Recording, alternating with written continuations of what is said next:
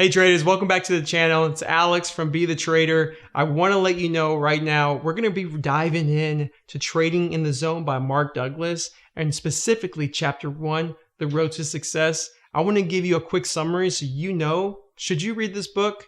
And do you even need to? Because I'm going to give you some good key takeaways. Let's go.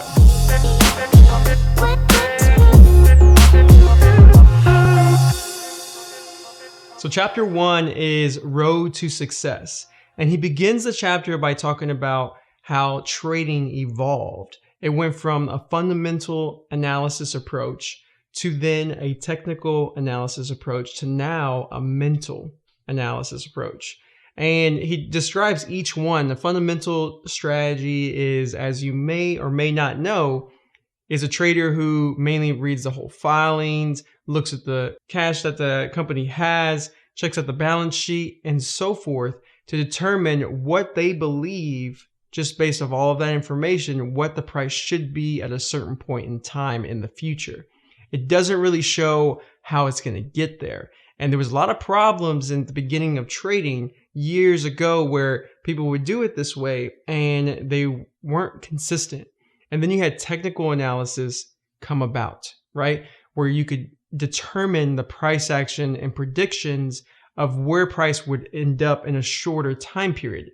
And what they have found is with technical analysis, they learned that these are humans trading, right? We have emotions. There is a certain type of pattern that ends up developing because we trade, in all intents and purposes, the same way over and over and over again until you make a deliberate approach to correct how you trade instead of just trading off your emotions. Now, once they figure out technical analysis, you have new traders coming in with technical analysis, just making good money, making good trades, and some people still using fundamental. But then you had the more advanced traders going more in the mental analysis, and this is mainly within yourself. Right? Figuring out, you can have all the best technicals in the world and the fundamentals, but like most people who have been trading for some time, you know that you can have all of this information and still not trade well because your mental game is not, calibrated. So then they dive into that, and what they explain is how it's so important to have a strong mental game to make sure that you follow through with your process and you can get the results that you want, which is, right, success and profits. Now, going from the fundamentals to technicals to the mental, he dives in further into the mental aspect, and that is the mindset that we need to have to be successful, and that's a winner's mindset. Most of us are not calibrated properly to have this winner's mindset. Now, trading is not easy, and you got to know you're going to lose a lot. You're going to probably lose more than you win at the very beginning and may blow up a couple of accounts. So that's why it's always smart to go small or open small accounts, so that way it's something you're willing to lose, because you got to come in with the mindset of, I don't know anything and I'm willing to learn and grow over time. And it's more of making sure that in order to have a winner's mindset, you're going to get beaten up over and over and over and over and over again. Like any winner out there in sports or any academia, they've hit tons of walls. They hit tons of failures before they've quote unquote made it overnight, right? We just see them when they've made it. Whereas you are now going to be seeing yourself every day go through it. And so you got to make sure you're ready for that, because it's not going to be easy. You're going to have dark moments, you're going to have happy moments, and you're going to have moments where you don't know what you want to do anymore. So it's important to make sure that you definitely have the right mindset. And most people don't attain a winner's mindset by just saying, okay, I'm ready to be a winner. They attain it through either A, they lose so many times over and hit a wall, until they are forced to have a winner's mindset. And then hopefully you decide right now and say, you know what? I need to have a growth mindset, which if you never read a book called The Growth Mindset by Carol Dweck, it's actually just called Mindset. It's a great book that goes in depth of a growth mindset, because that's the mindset you need to be a winner. You need to be someone who loves challenge. You need to be someone who loves to solve a puzzle, right? You want to be someone who is constantly understanding that every lesson I learn is getting me closer to this goal. So that is something that you need to attain before moving forward, especially on this road to success for trading. So why is it hard to get this winner's mindset? Why is it hard to be successful in trading?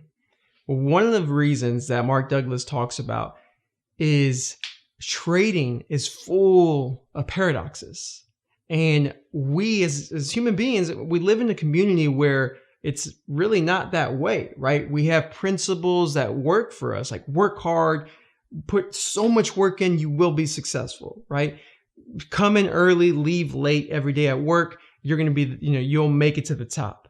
Make sure that you study, and you'll make it, right? Whereas trading isn't necessarily just that. There's so many paradoxes in trading. For instance, sometimes you make the most money by making no movement, right? Not placing a trade, sitting there on your hands, waiting for days, right? There could be days where myself, this past week, I only placed 2 trades the entire week.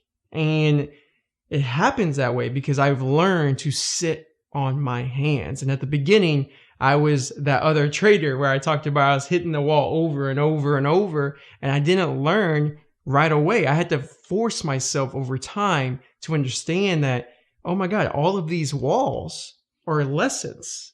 And each lesson I didn't really learn because I wasn't watching it from that perspective. I was looking at it from like, oh, I'm losing. It's not working. I'm mad. I'm frustrated. That's the wrong mindset, right? And these are paradoxes where I thought if I just work hard, if I just study over and over, if I just keep trading every day and I place more and more trades, right? Working more, right? We think we're traders, that we work when we place a trade, where that's not the case. Like, you're a trader when you don't trade. You're a trader when you place a trade. You're a trader when you trade when it's the right time, the right moment, the right price, and you have a plan before you enter the trade.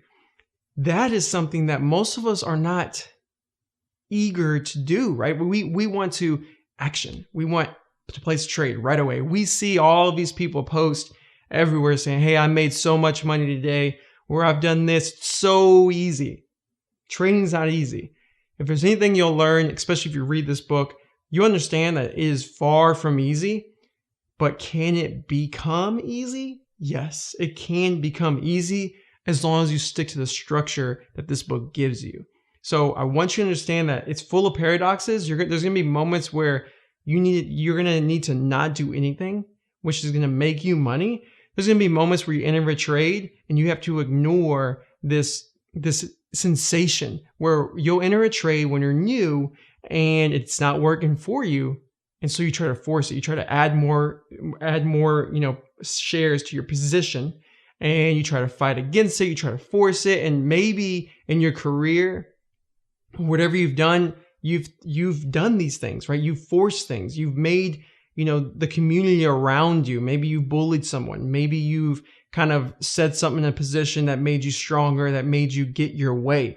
We're in trading, you can't do that, right? You can't just like put more money behind a position and you get your way. And if you do get your way, you're learning the complete wrong lesson, because what will happen, and it happens to so many traders, I've met tons of traders through my own show where I interview tons of traders, and they have all said this: the market will humble you and you will blow up eventually, unless you have structure and you understand that paradoxes are your friend. Now, the last part of this chapter, he really dives into risk and how people have this wrong perception that because they take a trade, they're risk takers, right? They think that I place a bet, I am a risk taker. I place a trade, I am a risk taker. And that's completely incorrect.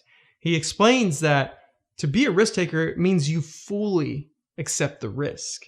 And to the degree that you and I don't accept the risk will be to the degree that we will avoid that risk. And let me give you some examples. If you're trading already, I can tell you from personal experience, when I first started trading, I would know like, okay, Alex, I'm in a trade. I want to enter at $1.05 long, meaning I'm buying the position. And I'm going to risk $1. So if it breaks under $1, I'm out. But I get in at $1.05, my price target might be $1.35. So 30, trying to make 30 cents, risking 5 cents, which is a really good 6-to-1 reward. But what happens? It goes up 10 cents. I'm up to, $1.15, and then it starts to drop back to $1.05. I get nervous. And what did I do? I cut it because I don't want to give back what I could have had and now have a loss. And then what happens? It skyrockets. That is the problem. Like if you are doing this, the point of avoiding risk creates so many problems.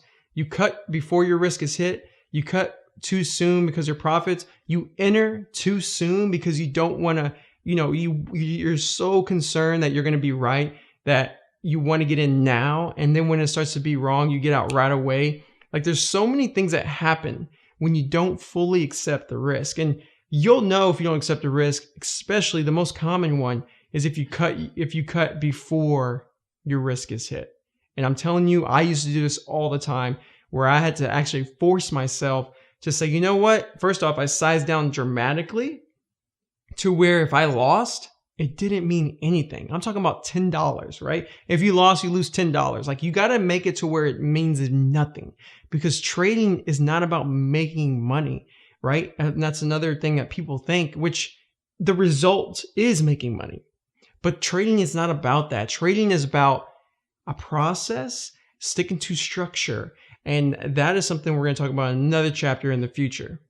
The reason that's so hard, though, to stick into structure and accepting risk is because people size in too big, they risk too much money, and they're in a rush. But the other part is we as human beings hate two things. Well, there's a couple of things that we fear, right? We fear public speaking, like that's well known. It's like the number one thing we fear. But the number one, number two, or three, depending on who you are, is we hate losing, and we hate losing money, right? Because we have such tie to that. We have a tie to losing, and we have a tie to money.